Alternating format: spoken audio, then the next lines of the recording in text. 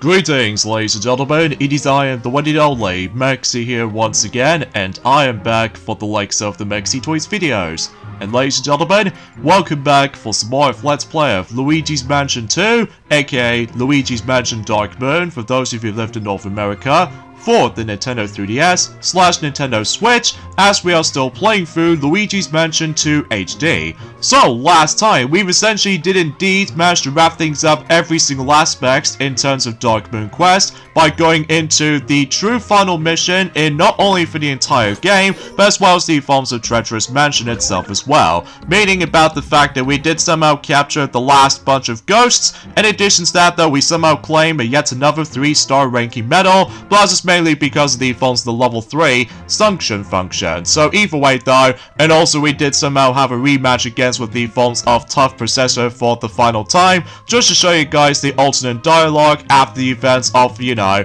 getting sucked up in during the forms of King Boo's illusion, so that's besides the point. So, anyway, so now we've actually done every single aspect in terms of Dark Moon Quest, as I stated earlier, that today we're about to be showing off the final mode in terms of this entire Let's Play itself. That's what appears to be ScareScraper. Now, for those of you who lived in the European version, specifically on the 3DS version, it was actually originally going to be called Thrill Tower. However though, since we are playing through the Switch version after all, this means about the fact that the name itself is left intact from the American version. So because of that, we're going on to ScareScraper mode. And this is basically a multiplayer kind of mode. So basically though, as you see, you're able to actually experience the game not only in local play, but as well as online play. And as a result though, this is the reason why we've decided able to do this playthrough to begin with, specifically on the Switch version, because as you probably already know, the 3DS online functionality has recently shut down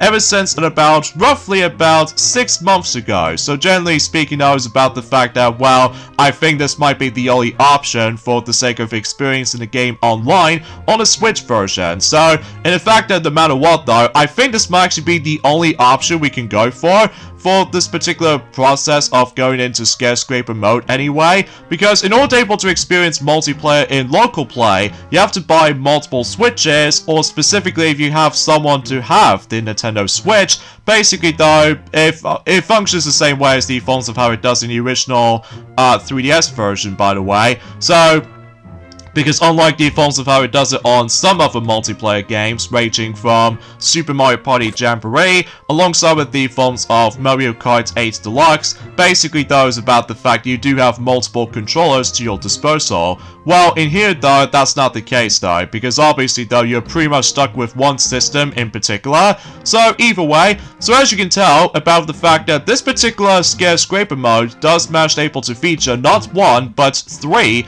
other modes, ranging from Portrait Pop mode, and there's also Rush mode, and there's also the Hunter mode. So essentially speaking, I was about the fact that I will try my best able to show those off. So for instance, we're about to dive into the first mode we can able to dive into, which appears to be Rush mode, where basically though, as you can tell, since I'm now on online, and as you can see, I actually got myself one of these 3 EGAT coin tokens, which I suppose we should probably save that particular topic once we get into the forms of the last few videos, for the sake of the forms of Luigi's Mansion 2 anyway. So either way, let's get to it with ScareScraper mode in Rush mode. So basically, the objective in this mode right here is about the fact you need to complete a certain amount of rooms as quickly as possible. However though, there are certain clocks you can able to collect, by the way, usually because I've noticed that somebody has able to actually collect one of those clocks. So potentially speaking, I was about the fact that I believe we are able to find the real exit, and then soon enough though, is about the fact that if you do manage to able to find one of those particular switches, and that way you would be able to complete the entire floor, because as far as I'm aware, I'm pretty sure about the fact that the entire... Oh, there's one of those rooms right there. So, and by the way, you can able to actually press the D-pad to able to call out for certain commands with your speech. Like, for instance, though, good job and hey and all that stuff, because relatively speaking, that's the part of the communication. So, Now, for the most part, though, it's about the fact I did manage to able to test this out on my spare own time, and for the most part, though, it runs quite well most of the time. However, though, there are a few rare occasions about the fact that certain other players in online mode attempts to leave the entire match sometimes, which I felt was a little bit annoying, especially concerning for the fact that the main premise about this entire ScareScraper mode, and that's what it appears to be about the fact it's all about cooperation, like working together and stuff like that in order to able to capture some ghosts and stuff like that. But there might be a couple of times that was about the fact that, well, they occasionally leaves at one point, which I felt was a little bit unexcusable sometimes. So every once in a while, though, is about the fact that you can able to actually pick up items ranging from the map, where you can able to see the entire full map, as far as I'm aware. And there's also with the forms of some other items, which we'll talk more about that if we somehow complete the first floor of Rush Mode. So don't expect about the fact that we can probably able to not complete any of those tasks and all that stuff, because there might be a few occasional moments about the fact that we might attempt to slip up at one point. So either way, though, although I totally get about the fact that the entire mode is all about exploration, but keep in mind, though, that this particular mode does have a time limit. So either way, though, meaning about the fact that we have to quickly you know, trying to able to actually not only capture some more ghosts for the sake of trying to get some more clocks potentially, and maybe some occasional other items as well. And even though, much like defaults of how it does it on the main mode, Dark Moon Quest,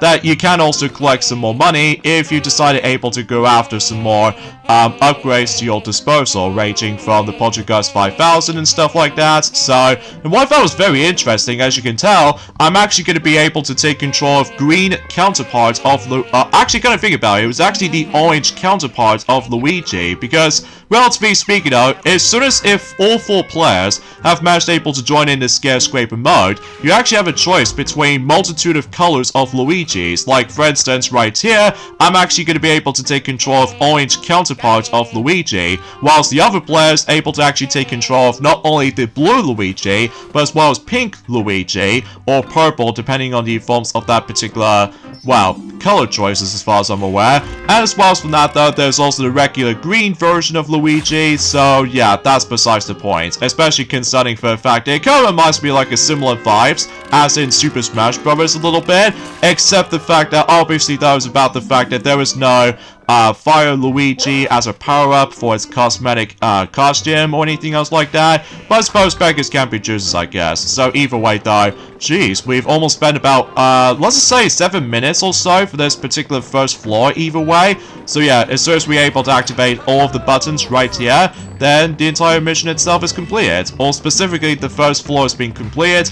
Oh yeah, occasionally though, we might able to come across into the red coin scrabble moments, where basically though, it's your job to able to grab at least one of them. So potentially speaking, I was about the fact that if we do manage to able to obtain all 4 of those red coins, then something will happen if we somehow manage to finish the floor for reals, even though there might be a few occasional moments where we somehow keep on getting bumped over to each other, but I suppose beggars can be choosers, I guess. And of course, much like defaults of how it does it on some bonus areas in the main game, you can now also able to use the Poltergeist 5000 able to suck up not only certain coins, but as well as red coins as well, so in case you forgot. So either way, oh dang, I was literally so close to able to get one of my first upgrades for ScareScraper mode. But here's the thing though, is about the fact that as soon as you're able to be completely done with the actual specific match on ScareScraper mode, your upgrades will be reset every time whenever you move on to the next mode or something like that. So, a little bit of nuisance though to me though, but it knows what it is, I guess. So either way, so now we've actually done with the first floor, and now we move on to the second floor. So basically though, we have to, you know, find the exit. And as you can see, one of the players has actually got the actual specific reward, specifically ×2 if you can tell. This means it actually doubles up the actual specific function for the sake of the forms of capturing ghosts and stuff like that. So, yeah, I suppose that's pretty much about it, I guess. And on top of all that stuff, though, there's also some other rewards as well, like a triple amount of suction, and there's also with the forms of seeing invisible objects on screen with the forms of the vision goggles or anything else like that, as well as the forms of trying to able to get some more hearts every time whenever you do manage to deal with certain ghosts and all that stuff, so self-explanatory for the most part, and much more really. So anyways though, a few things I want to talk about is about the fact that, well, today's date of course there is the 29th of October today, in some cases in 2024 today, so generally speaking we've only got about exactly 9 more days to go until Mario Luigi Brothership is going to be releasing until on the 7th of November. So because of this though, yeah, we haven't got long now, not long now actually, until that game is about to be releasing. So either way though, time flies, you know.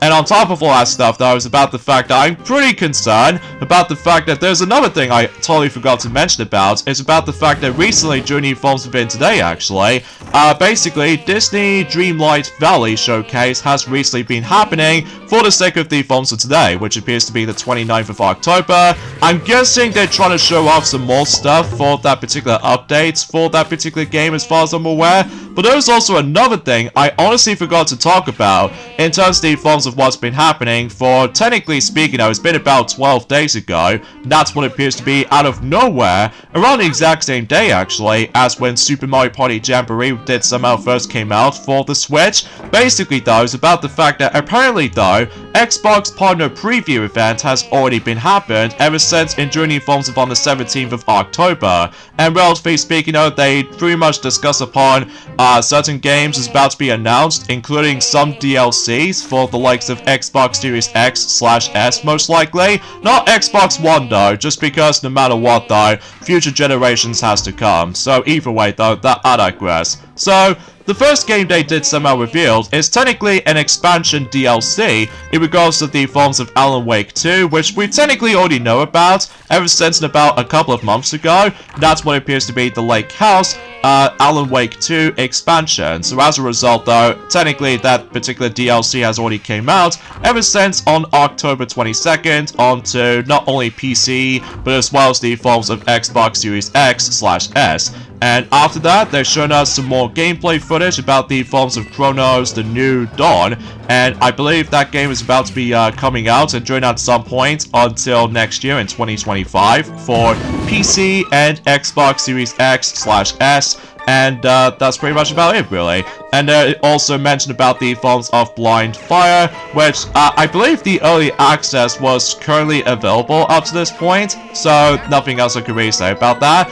And there's also yet another Yakuza kind of game, and that's what appears to be Like a Dragon Pirate Yakuza in Hawaii, which that was very unexpected indeed. And I'm pretty sure about the fact that that particular game is technically going to come out also in 2025, specifically February 21st on the likes of not only Xbox systems, but as well as PC as well. And what I thought was a little bit fascinating is about the fact that they originally did list it. It will be originally going to be releasing until the 28th of November, but then they do realize about the fact that Monster Hunter Wilds is going to come out on that specific day, on the 28th of February, so instead they somehow moved the actual release date until 21st of February, so yeah, for 2025. So yeah, that's actually pretty funny actually. So either way though, I guess that makes it a little bit more obvious, because obviously that was about the fact that Monster Hunter Wilds is going to be the most highly anticipated games of all time, so concerning for the fact that anyone else out there is going to be hyped about that game. So either way, and the next game after that though, which appears to be Mouse P.I. for Hire, and I believe that game is about to come out and join at some point also in 2025. And generally speaking the actual visual style kind of reminds me like the Forms of the black and white Mickey Mouse cartoons, except the fact that it takes place on a first-person shooting kind of genre. And relatively speaking the art style does remind me of a similar vibes as in Cuphead. However though, unlike in Cuphead though, it does have color, whilst in the Forms of that particular Mouse P.I. for Hire, it does manage to take place in black and white world. So I guess that makes it pretty obvious. So, and I suppose the next game after that though, which appears to be by the Forms of Subnautica 2? I do apologize for that particular mispronunciation of that particular game's title, by the way, so forgive me if I botched it. So either way, yeah, that game is also going to be coming until 2025 for PC and alongside with Xbox Game Pass and in addition to Xbox Series X/S. So, but there was also early access as well, so there's nothing right to home about. So, and as well as from that though, is about the fact that there's also another game that's been revealed, and that's what appears to be Animal Well, that it already came out just recently for the Xbox Series X/S, so yeah, got nothing else to say about it. But there was that another game, I was quite interested with it actually, despite the fact that, again, we have no luck to you know, trying to get the Xbox Series X now, because obviously though, we've already got Xbox One S, so either way, one of those games in particular was actually by the forms of Elden's Zero, and I believe that game is going to come out at some point also in 2025, and it was basically, it's like a Japanese kind of anime kind of style kind of game made by Konami regardless, so either way. And as far as I want to point things out, it's about to be releasing on, as usual, the Xbox Series X/S alongside with PC, and that's as far as I can try to say about it. And on top of all that stuff though, there's also the forms of Eternal Strands, which I suppose that's what it says on the logo anyway. Yeah, Elemental, or yeah, Eternal Strands, I should say, is about to be coming until early 2025, so I believe that's also going to be releasing on PC and Xbox Series X/S, and not to mention though with Xbox Game Pass as well, so yeah, nothing else I could really talk about that, I guess. And on top of that, there's also Mistfall Hunter. That game is also about to be coming out at some point also in next year for 2025, and there's also with the forms of some other highlights here and there, so I suppose just able to actually show us a brief recap about the forms of some other stuff worth noting for. And after that though, they've shown us a next game has been revealed, which appears to be Wheel World, with the cel-shaded look. And on top of all that stuff though, that's also going to be coming out until early 2025, and yeah, you get the idea for this point. And the next game after that, which appears to be Phantasmovia. Again, I do apologize for that mispronunciation of that specific title's name, so forgive me if I botched it again. So I believe that was the most recent game that they came out just recently today, actually, for the likes of the 29th of October for, you know, 2024. So yeah, perfect opportunity to able to release that game as soon as I'm able to actually jump into this particular thing anyway. So, and the next game after that, which appears to be The Legend of Babu. So it seems kind of interesting, all things considered, and as far as I'm aware, that game is also going to be releasing until next year in 2025, so yeah, for some time anyway.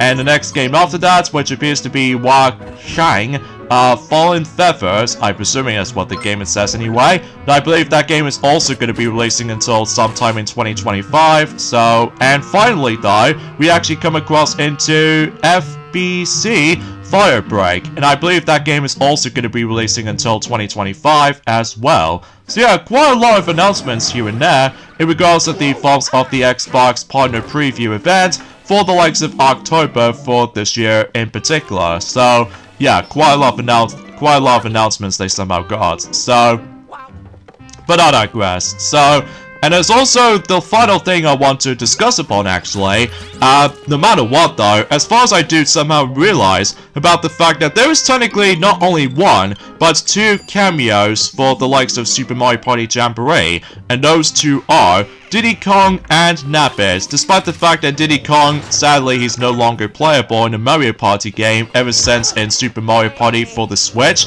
back in 2018, despite the fact that we had to stuck with, you know what I'm talking about, with Joy-Con controllers and stuff like that, despite they are pretty small.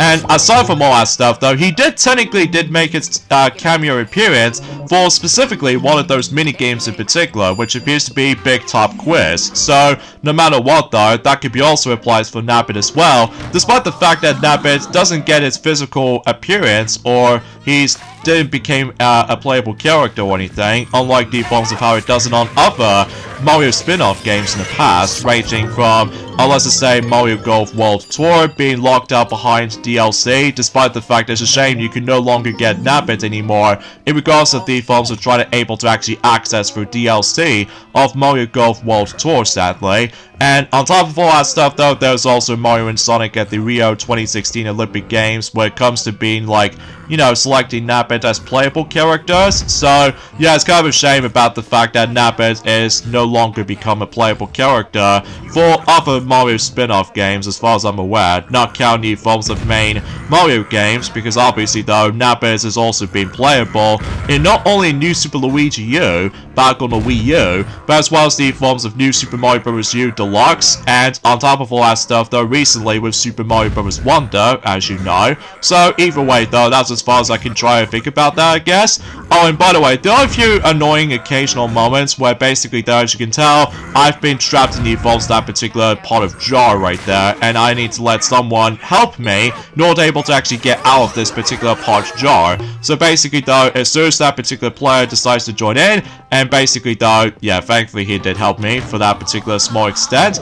Oh yeah, there are a few rare occasions about the fact that we might come across into those teleporting wardrobes, so just in case it makes the fast travels a lot more manageable when it comes to exploring certain rooms and stuff like that. And of course about the fact that the multiplayer aspect for Luigi's Mansion 2 will continue that tradition until specifically Luigi's Mansion 3, but however though, unlike in Luigi's Mansion 3 though, it does manage to add in a lot more content to the table, thanks to the forms of not only in ScareScraper mode, but as well as the forms of another one of those multiplayer modes you know as well, which then again, that discussion can wait during at some point once we get to Luigi's Mansion 3 until next year. So either way though, and it looks like we somehow found the exit, despite that, for whatever reason, this player loves able to wander around, and let him step onto the switch. Come on, step onto the switch.